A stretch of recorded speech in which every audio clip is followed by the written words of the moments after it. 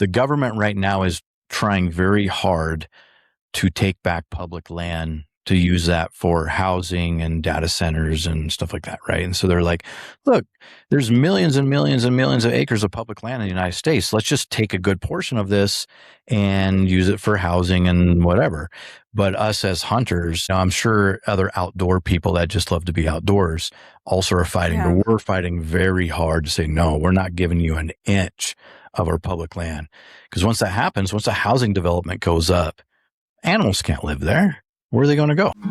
There are healers on this planet with the power to soften the suffering of mankind, yet they have remained in the recesses of the world, abused, discarded, and labeled as trash. This is The Touch of a Mustang. I am your host, Shalise Clough, and I'm here to tell the story of wild horses, Mustangs, and the humans who are discovering and sharing their gifts while working to protect their well-being and preserve their spirit, so this divine power won't be lost. Join us on this quest with the Wild Mustang.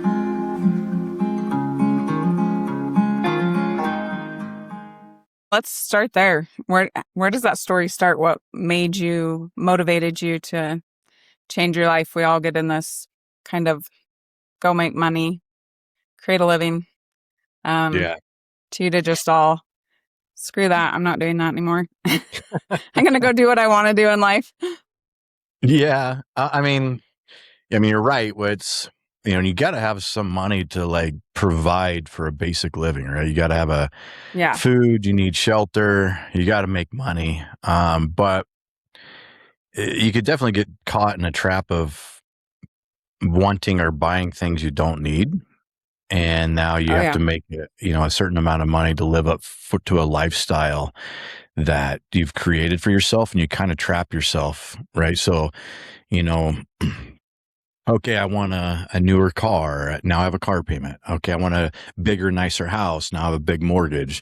All right, I want this, I want that. And now I have to work. And you might be working a job that you not necessarily enjoy. Now you're working most of your life.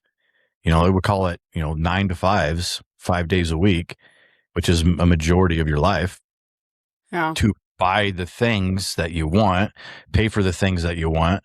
And you're kind of, a lot of times you get trapped into, okay, I have a mortgage, I have a car payment, and now I'm spending most of my life doing things that I don't really want to do or enjoy in hopes.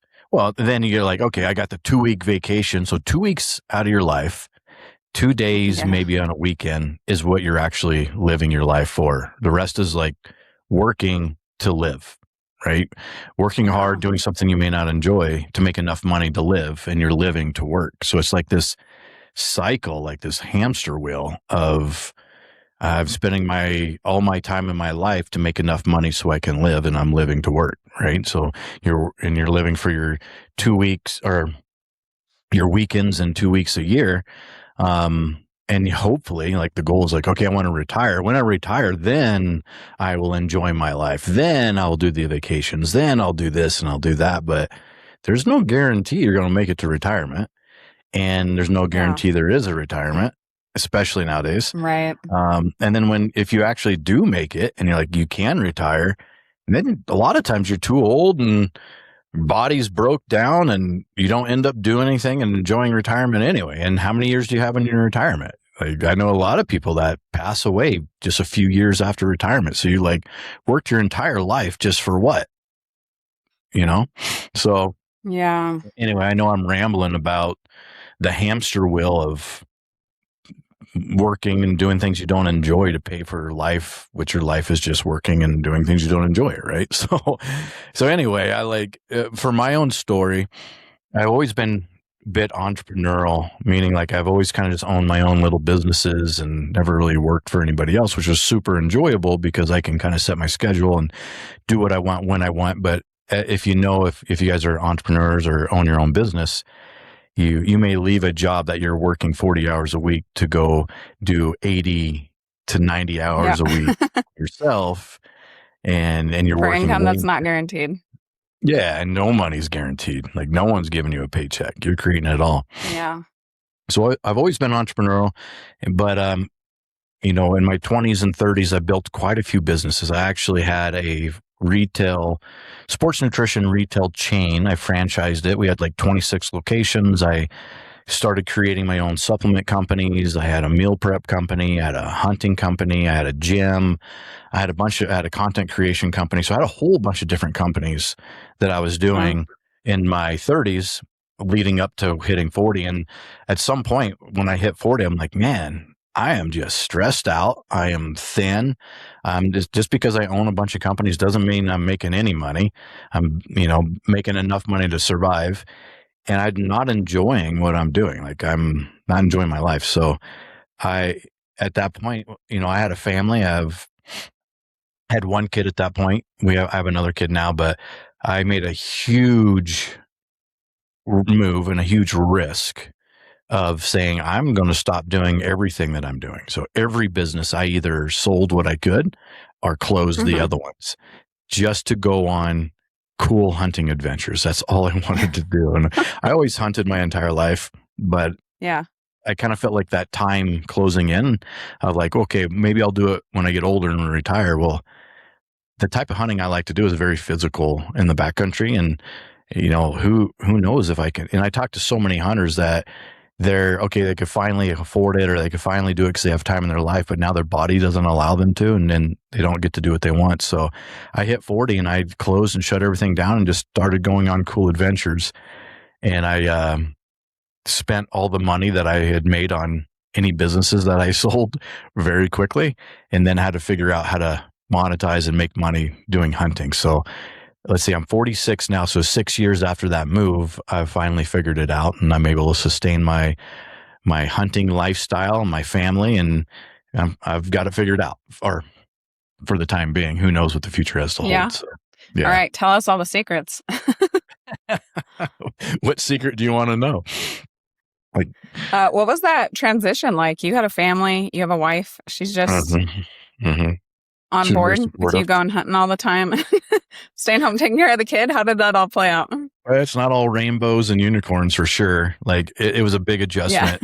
When I started, my daughter was probably around 10 years old. So she was a little bit more self-sufficient, but it was kind of hard on the family, me being gone a lot, because I was probably gone on like 5 or 6 trips a year. And those trips could be from 5 to 7 days to 2 weeks. So, I'm gone quite a bit away from the family. So it was pretty rough on my wife and my daughter. So, I'm not going to sugarcoat that at all. But, they've made pretty good adjustments now. I'm actually not in the field, and I'm not gone as much as I was in the beginning, but, kudos to my wife. She was very supportive and said, okay. And, she wasn't supportive all the time. Meaning, like, there's definitely moments she's like, okay, listen, you need to stay home for a while because I am going nuts and I need some help. Right. So, she was very supportive, though. For the most part, my daughter was very supportive. And now they're, 6 years later, they're kind of just starting to reap the benefits of all my hard work in 6 years, where, financially we're not as strapped as what we used to be. So there's a little bit more freedom. We can, like, my wife and I are going to Italy here next month on our 10-year anniversary and her 40th birthday. Nice. So, there's a little bit of rewards at the end of the tunnel after 6 years of some hard grinds and some sacrifice, for sure. Yeah. I think the thing that holds so many people back from doing it is the financial aspect. How did you navigate that? Going from multiple streams of at least some income to no income, offloading, spending it all. Yeah. I mean, it was definitely super stressful, right? And at one point, I actually got a job because I wasn't making enough money in the hunting realm. And so, I'll get into details if that helps your audience, and I'll get a little more tactful. So my plan was to do a hunting show. So I have a hunting television show, and I would make money with sponsorships with selling like ad space, right, on my show or my social media. And owning a bunch of businesses, I knew the business side of it. So I knew, like, when I'm approaching these brands, what they needed to see, I understood it. Like, they need a return on investment. If they're going to be spending money with me, they need to have money coming back. So I kind of understood the game, and there just wasn't a lot of money to be made at that point where I was at with my television show and my social media channels and stuff. So at some point, I started to run out of money, and I had to figure out, okay, there's got to be a way I can increase income. And I actually ended up getting a job working from home with a hunting company doing all their marketing, or a lot of their marketing. So I had some income there. But I'll tell you, going from owning my own businesses my entire life to working for someone else, that was terrible. Absolutely terrible. I hated every minute of it. Oh my God, it was the worst. So I did that for 2 years, and I finally was like, nope, I can't do this anymore. And I broke off, and I started a software when I broke off. It was a software that, in the hunting space, there's taxidermy that happens quite a bit, right? So you shoot an animal, and you there may have some emotional meaning in the animal, or is a mature enough animal, or like, I want to get that mounted. You go to a taxidermist, and there's some problems in the taxidermy space. So I created a software that would solve a lot of the problems that taxidermists were having. So that idea actually propelled me out of owning, or out of working for someone else, and thinking, okay, this idea is going to fund me and give me money to be able to survive and pay for my family and be able to do what I want to do. The idea did not. Just so you know, it did not pan out. So, I think it's just, you have a plan, just go down a path, and just, your plan is 9 times out of 10, whatever plan you have it typically doesn't work out. It's like the 50th plan that works out. So you just got to keep like, all right, this isn't working out. I need to rewrite the plan. I need to figure, okay, let's change this, let's change that. And you just keep working it, and keep learning and failing, and keep failing and keep failing, and learning and rewrite the plan until like you finally get it figured out. And I'm finally getting it figured out. So what I do now is I have a hunting consulting business where, because I've been on so many hunts and I've dealt with a lot of hunting businesses like outfitters, there's a lot of hunters like me that want to go do these cool trips that I get to do, but it's a kind of a scary thing for them to spend a lot of money without knowing if that outfitter is a good outfitter or not, because there's a lot of bad outfitters out there.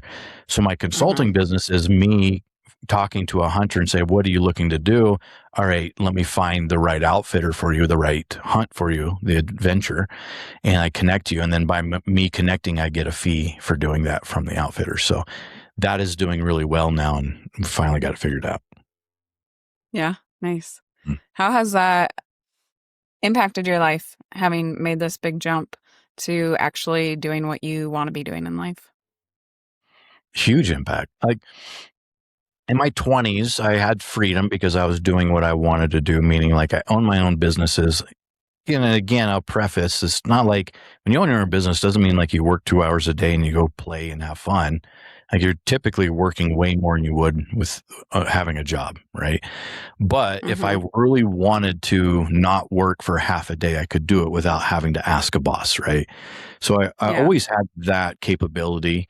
And by having successful businesses in the past, I learned the skill and behavior and the confidence to say, okay, here's a goal that I have, and I know I've reached goals before, and I've figured things out in the past and been successful. So I have the confidence that I can figure things out again. So that gave me the confidence to say, all right, I should be able to figure things out on this latest jump in my life, right? So I had the skill set just for my own businesses, and then now how does it impact my life is I'm happy, man. I'm doing what I love. I'm doing what I enjoy. I just came back from a trip to New Zealand. I spent 2 weeks there in the backcountry of New Zealand. Fantastic adventure. Now I'm back, and I'm helping. I have a team of like 8 consultants. I'm helping them enjoy and live the life that they want to live because they're doing something similar. They're getting to go on cool hunting adventures, and they don't have a boss. I'm not their boss. I'm just helping them with their business, and I get to help other people. I get to support my family. I have extra income, so I can take my wife on a trip, and I get to sit here on this podcast and talk to you. Like, Yeah. I don't You have got to figure it to out. walk out. Yeah. I don't have to talk to a boss that, I don't have to have a job. Like, the benefit of a job is, you get a paycheck every 2 weeks or whenever you're getting paid, right? Like, that check's just coming. So that's the benefit. Right. And a lot of times working for someone else, you have better health benefits. But other than that, man, Yeah. it's like slavery. Like, it's not for me. Yeah. Absolutely. So what is the thing, like, why hunting? You're out there Mm-hmm. in the wilderness. It's cold. I don't know. I've never been hunting, but No, I love fun. nature. It sounds a little bit miserable to be out there in the middle of winter in the fall. Yeah, no, it can be miserable, and that's part of the appeal for me. Just be honest. Yeah. But I grew up hunting in a hunting family when I was a kid. So my mom and my dad hunted, and so I enjoyed it early on, and I've hunted all my life. And so for someone like you that doesn't hunt, and a lot of people that maybe your audience that doesn't hunt and maybe don't agree with hunting, let me preface, yes, the goal of hunting is to kill an animal. That's the end goal, but that's not the value of hunting. The 99% of hunting is being in nature, pushing yourself, depending on what hunt you're doing. But for me, I do a lot of like very hard physical on a mountaintop, living off my back, eating freeze-dried food, sleeping in a sleeping bag on the ground for, 7 to 10 days straight. So that's the value to me, is immersing myself in nature and pushing myself physically and mentally. And it's not like I'm just leave my house and go murder a bunch of animals. That's not the case. And I know that's a lot of people think it is. Yeah. Most hunters don't kill anything. Like, I think only maybe 10% of hunts end with killing an animal. So most of the time when you're going out hunting, you're not shooting something. You're not taking a life. Yeah. It's the whole other process of planning again, for me, it's a backpacking trip, typically planning. Okay, here's all my gear. What do I need for gear? Where am I going logistically? Hiking in, an average day is 8 to 10 miles on my feet, not on trails. I'm not on some hiking trail. I'm out immersed in some remote wilderness that maybe no one else has ever been in, or if they have, it's maybe in the last 10 years. Like, I'm seeing things in nature that 99.9% of people don't see and don't experience. And for me, that's what really fuels me. And that's really the value, not necessarily killing an animal, Yeah. And I think that's some of what drew me to having you here, is because it is such a connection to nature. Do you think that people who are going out there and actually hunting for food that they then eat versus, the rest of us that are going to the grocery store, do you guys have a different relationship with nature in that experience, do you think? Oh my God, yes. So much. And I won't speak for every hunter. There's bad apples on every group, right? There's, I'm sure absolutely. that, in just the hiking realm of people that like to go hike, there's bad apples there too, right? So just like that, Right. Hunters, I'll speak for majority of hunters. The majority of us that I've talked to, and I talk to lots of hunters being a consultant, is, when you go to the grocery store and you buy food, whether it be anything you're buying, there's no really emotional relationship there. It's just, this is what I'm going to feed my body, fuel my body. And most of the stuff we buy at the grocery store is not good. I guess pretty low quality stuff, and it's filled with a bunch of garbage. So for me, and I'll get super heady on this, and I hope you can understand here what I'm saying. So when I go out into the field, and I love elk hunting. That's one of my favorite. And elk meat is amazing. It's one of my favorite meat by far. And I'm hunting for an elk. It's a very emotional thing. Like, most of my elk hunts, I lose probably 20 pounds in 7 to 10 days off my body. So it's a very physical. It's a good diet plan. Oh my God. Yeah. If you want to lose some weight, come elk hunting with me for sure. Because, you're hiking many miles, you're going up mountains. A lot of times I'm hunting at 12 to 13,000 feet. So very little oxygen. I'm carrying everything that I need on my pack. So that's 40 to 50 pounds on my back. I'm climbing mountains. I'm scaling. Like, super physical. I'm out in the conditions and rain and snow and wind and freezing temperatures to 100-degree temperatures, just depending on what I'm hunting. And if I'm able to harvest, kill an animal, it's not like I just pull the trigger and then I'm done. That's not it. When I pull the trigger, that's when the really hard work starts. I need to skin the animal and take the hide off the animal. Then I need to take care of the meat. I need to cut the meat off the animal's carcass. Then I need to figure out a way to get the meat from the mountaintop, which I could be 5 to 10 miles in on a mountain, out to my truck and take care of it, put it in a cooler to make sure it stays cool. So like that's days worth of hiking heavy packs. We're calling 100 to 120 pound pack, 5 to 10 miles out to my truck to make sure this meat comes out. And then once I get the meat out, I drive it home or I fly it home. And once it's flown home, I do most of the processing myself. So I'm the one cutting the meat up. I'm cutting the fat off the meat. I'm taking the hair off. I'm cleaning it. I'm prepping it. I'm turning it into burger, ground meat. I'm cutting into steaks. I'm cutting into roasts. So then after that's happened, I freeze it in my freezer and then I pull it out of the freezer. Then I unthaw it and then I'm prepping it with seasonings and I'm creating a meal for my family. There'll be, let's call it a chili, right? Like an elk chili. Everyone loves chili. Most people do. So like the ground and the beans and the seasonings and, the chili sauces and then, what's going to go along with the chili, like, the sides. And like, then I get to serve it to my family and feed my family. Like, who does that, going to a grocery store? You go buy ground beef at the grocery store. That ground beef came from a cattle lot and that cow did not have a very good life, right? It's been fed. And even if they say it's organic grass fed, like that cow it's not having a good life. Like you're contributing to killing in the whole concept of these huge cattle farms that are very profitable or whatever, right? Like you have no relationship where that come from. You don't think about it but when I'm putting that plate in front of my daughter and saying, here is some meat that I went out and I did all that work to harvest to feed you. And it's the most organic meat with 0 GMOs, 0 preservatives. This is the healthiest thing that I can give you to eat. And there's not only a story behind it and how it got to that plate, but a very close tie emotionally for me too, of how that got there and I'm feeding my family. And I'll take it one step further and a little bit headier here is, let's say you ate an apple, right? So like your body regenerates millions of cells every day.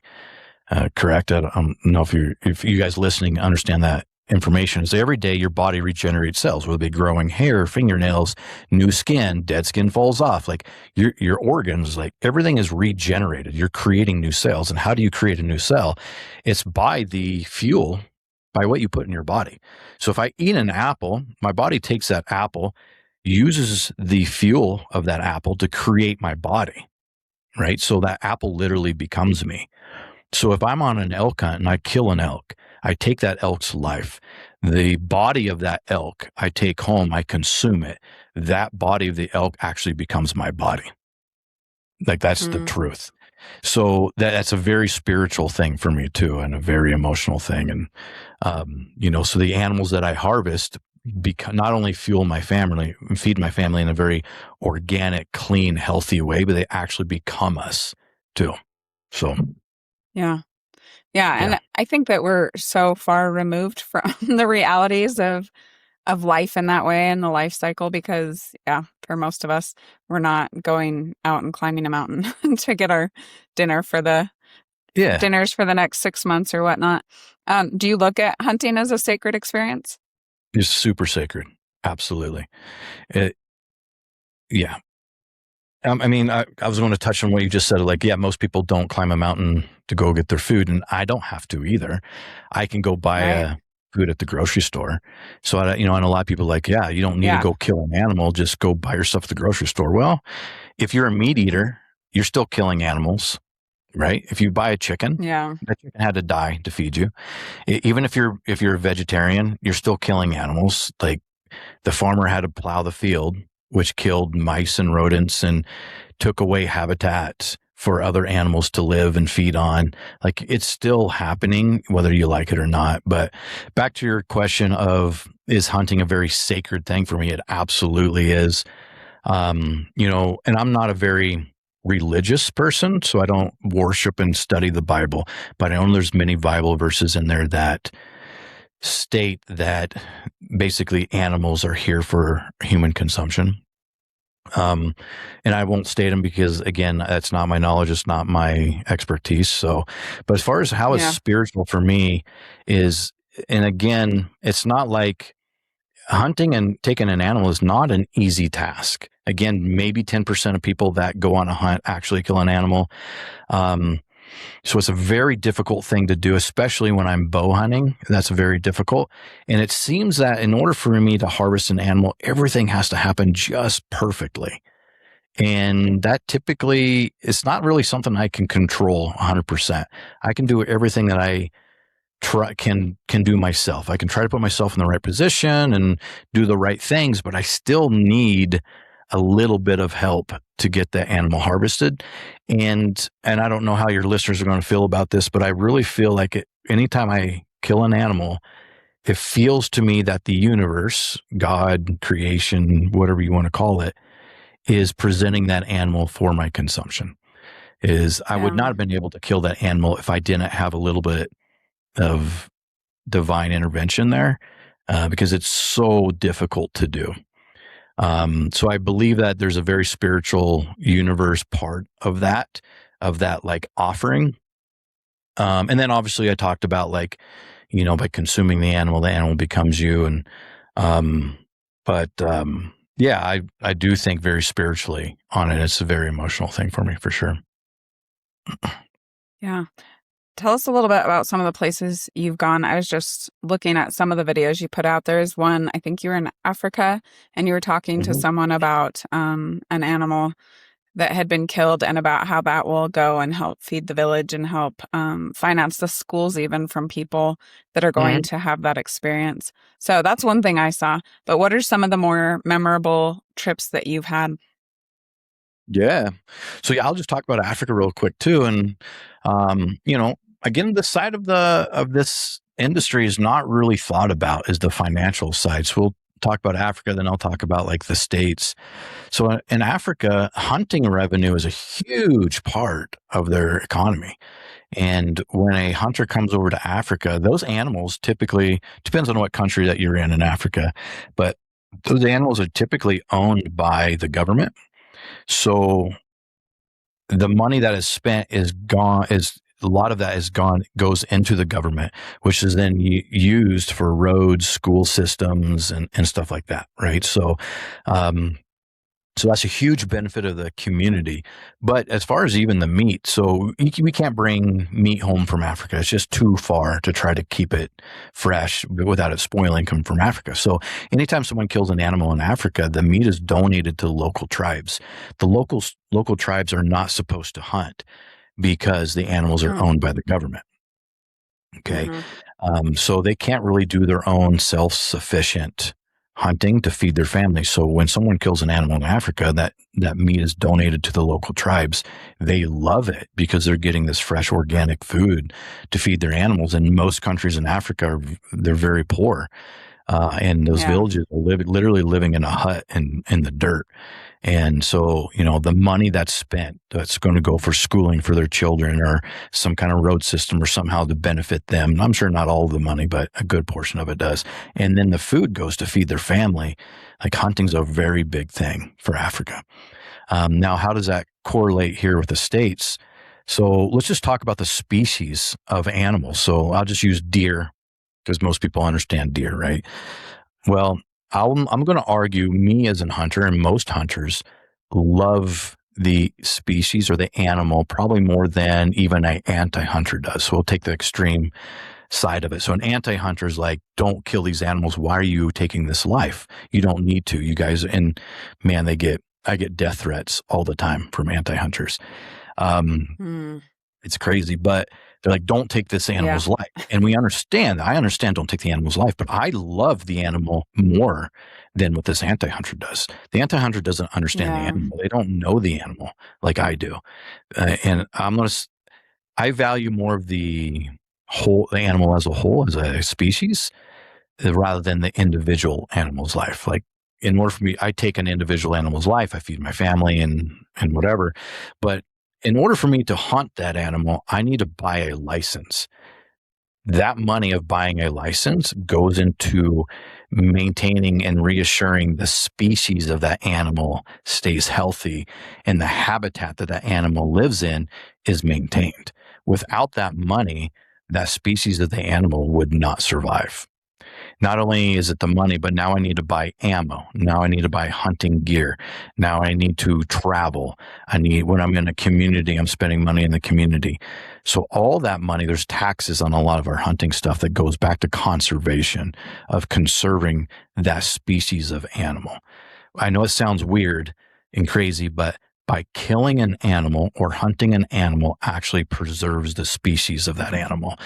If that didn't happen, the only other way to do that would be if there was no hunters, us as a society would need to be taxed a lot extra to be able to maintain the species for that. And then if this, obviously there's another part of like species population control. So in the States, it's not like me as a hunter, I can just run out and start killing everything, right? Like you can't do that. Each state has their own conservation allotment. So just again, deer, let's say this area of Colorado, there is 1,000 deer. Well, the state of Colorado say, okay, we can take out 200 deer out of this herd, and that's going to make the herd healthy. Because, when that herd breeds, out of those 1,000 deer, another 1,000 deer pops out basically the next year, right? So they allocate and know how many deer you can actually take out of that herd, kill out of that herd, knowing that there's going to be a birth cycle the next year and there's going to be more animals that come out. And all that money that is spent on licenses and tags and ammo and hunting gear is then allocated for that herd to make sure there's enough forest land and food and habitat and anything else that is needed to maintain the life of that species, right? So there's a lot that goes into it, rather than just an anti-hunter, someone that doesn't understand hunting, looking at me as like, man, I'm a bad person for killing animals. Yeah. And I think people are so removed from it, especially, if you're living in a city, if you're never out in the wilderness, that there's this concept in your head of how it should all be. And that's not actually how the cycle of life works and how, conservation works. We definitely get some of the same stuff with Mustangs. We don't hunt them, but I own them. And a lot of people don't like that I own them, even though I'm not the one, doing stuff. So I totally understand that. Mm-hmm. But I have noticed that a lot of people who hunt really do have respect. And I would say even, I guess respect is a good word, just for the wild world and for the wilderness. And I think of everybody, they probably want to preserve it more than a lot of other people who are totally fine with a shopping mall going up or, data centers going up, all of those things. I know my father-in-law was hunting and had told my husband, like, he went to hunt elk, but he didn't see a whole lot. So he decided just to not shoot one because he wanted to make sure that the elk could stay there. And I don't know that everybody understands that a lot of people who are out there in the wilderness are thinking about those kinds of things. Mm-hmm. No, it's very, very true. And the government right now is trying very hard to take back public land, to use that for housing and data centers and stuff like that, right? And so they're like, look, there's millions and millions and millions of acres of public land in the United States. Let's just take a good portion of this and use it for housing and whatever. But us as hunters, I'm sure other outdoor people that just love to be outdoors also are fighting, but we're fighting very hard to say, no, we're not giving you an inch of our public land. Because once that happens, once the housing development goes up, animals can't live there. Where are they going to go? Yeah. And they keep getting pushed. And there's a lot of public out in the wilderness now that there's a lot of pressure on animals. So like, when people are hiking these hiking trails in the mountains or in the woods and it's springtime and of course I think they should do it and should be able to do it. It's their public land, get out and enjoy nature for sure. But one thing they don't understand either is because you're out in nature, you're putting pressure on these animals. And if it's the spring and it's a calving season or deer popping out fawns and you're hiking by and there's stress on those mothers, there could be a lot of abortions and miscarriages and, a lot of harm that can happen just by you being out there and enjoying the nature and hiking down the trails, right? So just because you don't have a gun in hand doesn't mean you're not doing harm to the animals. And like, this is not a Disney movie, like you watch a Disney movie and you see the family of bears and there's a daddy bear and a mama bear and a baby bear and they're all living happily. And then, oh man, the big bad human comes and they're the bad guy, right? And that's not the reality. The reality of it is there's a mama bear, there's a baby bear. The daddy bear wants to kill the baby bear to breed the mama bear. That's the truth and reality. That's what happens all the time. And if an animal dies out in nature, let's just call it a deer again, they're going to die in just a few different ways. One, they're either going to starve to death, they're going to freeze to death, or they're going to get eaten alive. They don't fall asleep in their beds at old age and die in their sleep. That's not how an animal dies. So it's when a hunter shoots an animal, typically, if it's a decent shot, they will die very quickly. And most of the time they don't really even understand what's going on. It's like if you stood up too fast and you got lightheaded and if you were actually passed out because you got lightheaded, it's a very similar thing that happens with an animal when they get shot. The blood pressure drops because they're losing blood and they end up just passing out, right? That's how they die. If they starve to death, that's a very brutal death. If they freeze to death, that's brutal. And if a predator like a wolf, a bear, mountain lion, those predators don't really care if they kill them or not. They'll start eating them before they're dead. So which way would you rather die, right? So this is not a movie.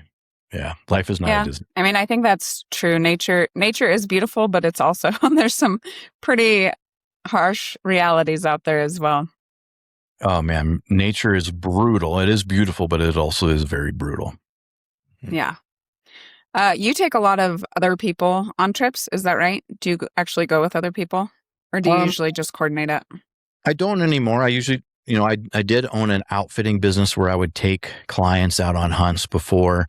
What I do now is just coordinate the trip. So a client may come to me and say, Kurt, I really want to go do an elk hunt in Colorado. And what do you recommend for me? And then I get to know that person and say, okay, based upon what you want to do, I think these hunts would be best for you. And I get them connected with those hunts. That's kind of what we do. Yeah. So what are some of the lessons that you have learned integrating your life into this experience of hunting? Or how have you seen it fulfill a need for other people who are, like we kind of talked about, it's not something easy. It's not sitting down and scrolling on your phone. There's a lot of intention and money and time and energy that goes behind it. Like that. And what is the motivation? Like, what is the draw that takes people out there and what does it do for them and for you? Yeah.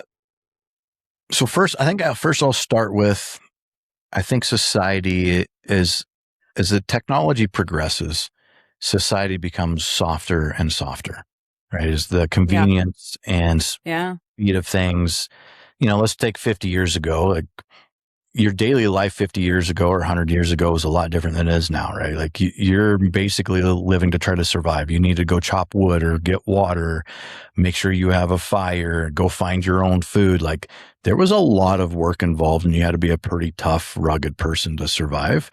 And with each advancement of technology, we just become softer and softer and softer. So now society is very soft and and I think it causes a lot of mental issues in society. And, the anxiety, the obesity, the depression, all these huge problems that we have, I believe it's because people don't really do things that are hard anymore. So with that being said, if you go out on a hunt, you're going to do something hard. Like, I took my daughter and niece, we didn't even do a hunt. We went and we did a 14er. We climbed a mountain that was 14,000 feet here in Colorado. Yeah. And I did it so they could experience doing something hard. And then in that experience of doing something hard, you go through a lot of emotions. In the beginning, you're very excited because it's something new and fun. Like, oh my God, we're going to go climb this mountain. It's going to be great. Halfway through, you're like, oof, I'm getting a blister in my foot and I hurt and this kind of sucks. And I'm not enjoying this at all. This is getting pretty hard. Going a little further into it, let's say you're 75% of the way up the mountain. There might be some tears involved. And there was definitely some tears involved with my daughter and my niece. And then you get up to the top and, oh my God, I accomplished it. Like, look at these views on the top of the mountain. Like, I never thought I could climb a 14,000 foot mountain. Like, I accomplished it. Well, you're only halfway done. So now you got to come back down off the mountain and go to the truck. So now you're hurting. And anyway, like, it's very, very, very difficult. And you're going to push yourself past limits that you didn't think that you had of like, oh my God, I want to quit, but I can't quit. What am I going to do? I'm going to sit in this mountain and just be here now. Like, I'm going to live on this rock here now. Like, you can't quit. You have to get back to the vehicle. So you have to push past that limit to get past the vehicle. And then when you get back to the vehicle, you have this sense of like accomplishment that like, God, I did some really hard stuff. Yeah. I may have cried. I may have complained a lot. It hurt. I have blisters on my feet. I might be bleeding. I'm cold. I'm wet. I might have a little bit of hypothermia, but I accomplished this. And then you take that really hard thing that you just did. And next time you have something hard in life, whether it be school or work or a relationship, well, you can use that lesson of accomplishing something hard into that too. Like, well, I was able to push through on this mountain. I'm sure I can push through on this conversation I'm going to have with my friend, right? Whatever that hard thing is. That's the same thing with hunting. Is I have a goal in mind. I'm going to go harvest an elk. Well, to do that, I have to go do some really hard stuff, and the odds are really, really low. And after that hunt, whether or not you harvest an elk or not, you understand the value of what you just learned is not killing an elk or not killing an elk. The value is you pushing past limits and doing hard things, just like climbing that mountain, that then you can take those values you learned of patience, of perseverance, of pushing past when you want to quit, but don't quit. All those values you learned, and you can apply that to the rest of your life of other hard things that may be happening in life, right? So. Yeah, I do think that's very important. Unfortunately, our comfort is one of the things that is quite literally killing people in our society today. And we like to look past that and not want to hurt anyone's feelings and keep everything soft and happy. But that's not the reality of life. No matter, I'm sure you've seen the thing out there, but it always says choose your hard. You can choose to do something hard, go hiking in the mountains and build your body and build that mindset, or you can choose to stay home on your couch and watch TV, and that's going to be hard when you're sick and can't do anything. So I do think that's such an incredible part of integrating nature in your life, is because, it's uncomfortable. It's hard.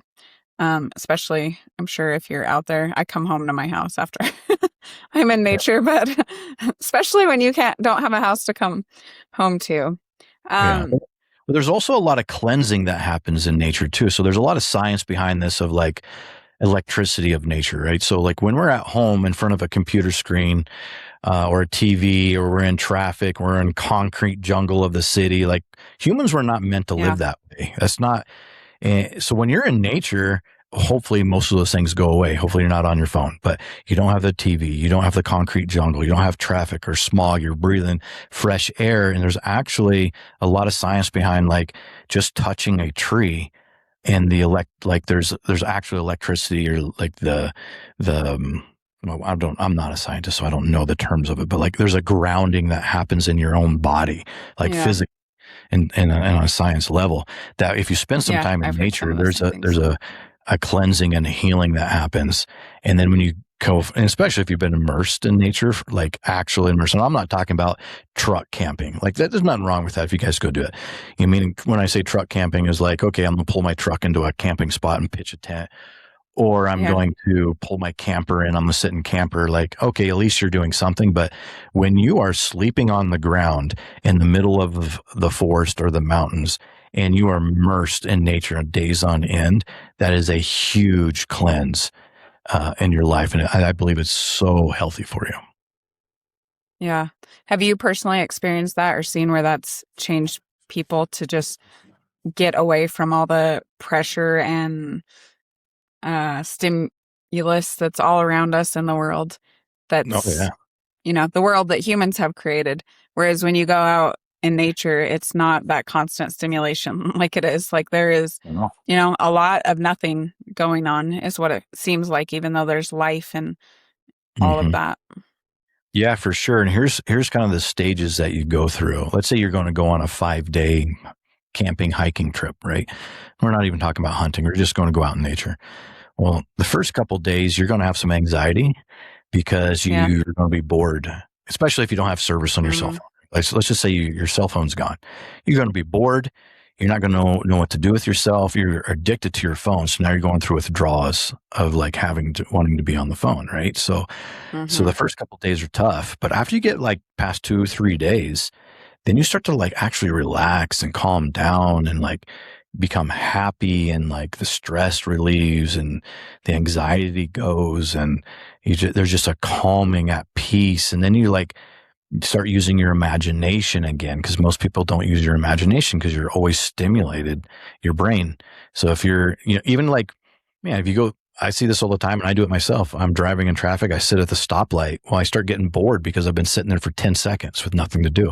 I grab my phone, right? Like there's no boredom anymore. There's no using of your mind and creativity. So when you're out in nature and you don't have that cell phone to scroll, well, now you can actually use your creativity and you can tap into that side of your brain and your mind and actually enjoy your surrounding and be present in your surrounding. And after, the first 2 days are pretty tough, 3-4 days, then you really start seeing the benefits and the positivity of just being in nature. Yeah. I think that's something we have definitely found. That's certainly something that has been a pathway to just respite from, all the pressure from our modern world. We're just constantly going, doing, achieving. It's very different when you're out in the natural world, just immersed in it. Yeah. And then the problems that you think are problems you realize they're not really problems, especially when you're doing some like kind of hardcore rugged stuff. I'm not saying everyone needs to do this. I'll just use my own example. So sometimes I'm in a backcountry for a long time. And instead of me thinking about, oh my God, there's emails I have to get to, this is a problem, little problem here, and I have to have this phone call. Those problems are not problems anymore. And the new problems I have is I need to find water because I'm getting dehydrated. It's raining and snowing on me. I need to stay dry and warm somehow. How am I going to do that? I'm getting hungry and I'm running out of food. What do I need to do? Oh, I need to get to this point of the terrain or on the mountain. What's the best path and route to do that? Those are my new problems that I'm thinking about. I'm not thinking about the emails I need to get back to, Yeah. Yeah. What have been some of your most challenging trips that you've been on? Like physically challenging? Physically, mentally, yeah. Mentally? Well, I've been to Alaska a few times. Those are always pretty challenging. I just came back from New Zealand on the South Island, and that was very rugged terrain. That was very physically challenging for me. Mentally, it's typically always pretty challenging when I'm doing a backpacking trip because of weather. Like when I was in New Zealand, it rained on us for 3 days straight. So what are you going to do? And like, you're getting rained on, like it's not like you can just go curl up on your couch in front of your fireplace and watch TV because it's rainy outside. You got to figure it out. Right. So, and then you're walking around in wet boots that are going to freeze the next day. And then you're putting on frozen boots the next day that you have to walk in. Right. So sounds fun. Yeah. Great. Right. But like, there's in the moment it sucks, but on the other end of it, there's a lot of benefit to it of like, like it rained on us for many days. And then my boots and socks, I was on an elk hunt one time, on an archery elk hunt, and it was snowing on me and then turned into rain. And I got soaked out. My rain gear Oh, yeah. soaked through, my boots soaked through. So I was completely drenched, and I wasn't even in a tent. I brought a bivvy with me. So the next morning it froze, and then everything was frozen. So my socks were frozen, my boots were frozen. And that happened for every day, every night for like 3 or 4 days. So it was very miserable during the moment. But in the morning, for me to crawl out of my sleeping bag, which was somewhat warm, to put on my frozen socks, to put on my frozen boots, to put on my frozen clothes, to then persevere to do the things I needed to do the next day, find water, find elk, where am I moving to? And in the moment it sucks, but after you do that and you look back on it, there's just so much value. Like, look, if I can spend 3 days putting on frozen boots when I don't want to, what else can I do that I don't want to do? Am I going to be able to not go to eat fast food? Am I going to be able to not have the extra dessert for dinner? Am I going to be able to go to the gym? Am I going to be able to have the hard conversation that I need to with my family? Am I, like all the problems of the world, like, shoot, man, you put on frozen boots for 4 days straight. Like, you could probably do something you don't want to do somewhere else in your life, Yeah, I think we really underestimate the human capacity because our life has gotten so soft and easy. Mhm. Do you read much? I used Read to. I books? do more audiobooks now, Yeah. Okay. Well, rather here's than one if you haven't listened to it. Shackleton's Endurance. Have you ever heard that? Shackleton's Endurance. I haven't. Yeah, it's crazy. I'll They write go that on down. this expedition to, I don't even know where it is, one of the poles, and get caught in ice. They are living out there on glaciers for 18 months or something. It's incredible. Oh, I read man. that and I just thought, oh my gosh, we have no idea. Like, what are we doing? It Yeah. was a really cool story. But yeah, I think that nature kind of helps remind us about the capacity that we have and the abilities that we have to, maybe the things that seem so hard aren't really as hard as we think, and we're more than capable. Yeah. Well, then when you come back to the real world and what you used to have anxiety about, of like the to-do list and like, oh my God, I have so much to do for work and my family and da da da da. Like, it doesn't seem as heavy anymore. You don't have that anxiety Yeah. anymore. Well, okay, what if I don't get to that email right now? What if I do it tomorrow? No problem. Like, Yeah. it's not that severe of a thing. Yeah, Yeah. I definitely think nature gives that to us. That's definitely something that I get when I go out with my horses that, yeah, turns out all these worries and concerns are not as important as I thought they are, not as Hmm. life altering as we sometimes tell ourselves in Hmm. our heads.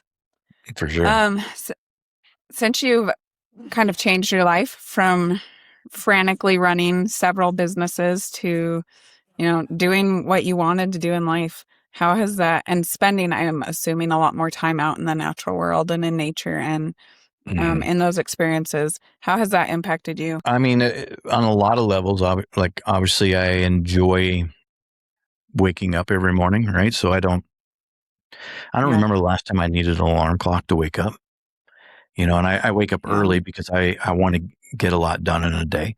So, sometimes I'm at 4 o'clock in the morning and I don't need an alarm clock because I enjoy Yeah. my life. I enjoy my day, which I think is a huge thing. If you're out there and you don't need an alarm clock to wake up because you're excited to wake up for the day and you're happy and you enjoy that, that's a pretty big thing.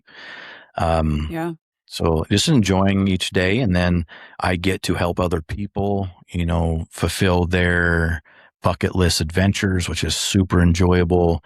I get to go experience the things that I want to experience when I'm still young enough to do them. I get to show my kids that you can accomplish whatever you want in life because I'm living it, I'm doing it. Obviously it's easier said than done, right? Like, oh yeah, you can do whatever you want in life. I know everyone says that, but the truth and reality of it is you just can't quit. Like, there is a Yeah. solution there. It just might be the 136th solution that you come up with Yeah. that is actually a And solution. discomfort Right? if you Yeah, really want to do it. yeah, for sure. So, I think that's really big to show my kids that, look, you don't have to be a sheep. You don't have to do a job you don't enjoy. Like, you can do anything you want, anything you can think of, you can figure out a way to do it. And whether it be your career or a goal you have in just your personal life or whatever it is, showing them that can happen because I'm living that life. And then, I don't have those fears of missing life. I don't think I'll regret when I'm, at the end of my life on a bed about to die. And I look back, I don't think I'll have regrets of not living my life the way I wanted to live them. Right. Cause I'm doing everything I want to do. Yeah. Yeah. And I think even the first thing you said, just wanting to wake up in the morning, is pretty huge, because sadly, in the world we live in, not everybody wants to wake up at all, like the mental health issue is real. So just that ability to make a life where you can spend time in nature, and, maybe it's not nature for everything, but to do those things that you want to do rather than just kind of feed into the system and do what everybody else is telling you should do, I think is huge. Yeah. And I don't want this to come off the wrong way of like, you need to go create and start your own business. Like, most people don't have that capability, to be honest with you. I think you're not either for born that everybody. way or not. It's not for everybody. I actually don't wish it upon anybody because it sucks most of the time. It's very, very, very hard. Yeah. It's a good reality check, honestly. It really is. But the premise of what I'm talking about, if you don't like something in your life, change it. You have the ability to change it. If you don't like your health, if you don't like your job, whatever you don't like, don't just sit there and complain about it. You have the ability to change it. Just change it. Yeah. Yeah. And I think that is when a lot of people are facing depression or whatnot, I think that is your body and your mind telling you, like, you need to change something. This needs to be different. And so I think that is great advice. Like, yeah, maybe you don't quit your job, but maybe you do the things that you want to do on the weekends. Maybe you find other opportunities where you can experience life the way that you would like to live it. Tell everybody where they can find you, how to connect with you. Yeah, so my company is called Western Obsessions. So, probably the easiest way is just going to our website. That will show you on my website. I'll have all my hunting shows there, so you can watch all the crazy, weird, adventures that I get to go on. If you're looking for a hunting adventure, we have a whole bunch of hunting trips on there, a bunch of blogs. If you want to see kind of what I do day to day, just random things I do in my family and my workouts and whatever. That's, I do a lot on Instagram and Facebook. You can find me there just under Western Obsessions or Kurt Belding. Would love to have you guys follow along. And if you need anything, reach out.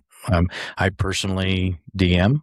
So if you want to ask me a question, just send me a DM and I'm the one actually responding to you. Nice. Yeah. Awesome. Well, thank you for being here. I think that there were definitely a lot of good lessons for us to remember, good reminders for life and how to live a life that is good. And also just the importance that we all need to be working together to protect the natural world. I think it is something that is at risk. And if we lose it, it's going to really hurt, not just the animals, but humanity as a whole. So I love the idea of each of us in our own way, whatever that might be, reconnecting with nature and the world, that if we had been born 100 years ago, like, this is the life we would be living. And if we can bring a little bit more of that into our life, I think that's of benefit. And I feel like your story definitely helps to highlight that, and your experiences and your advice. So thanks a lot for being here. Absolutely. Thanks for having me on. Appreciate it. And I enjoyed the conversation. Thank you for joining us and learning about horses that heal and the humans who help them. We hope you'll continue with us on this journey. We'd love for you to subscribe on your favorite platform and follow The Touch of a Mustang on any of the major social media outlets. Please share with your friends, anyone who loves horses, or anyone who might be struggling and could benefit from this message. If you have felt the healing power of horses or help them in their divinely appointed mission, please reach out. We want to hear your story. As we say goodbye, always remember that the horse is always there to help you heal.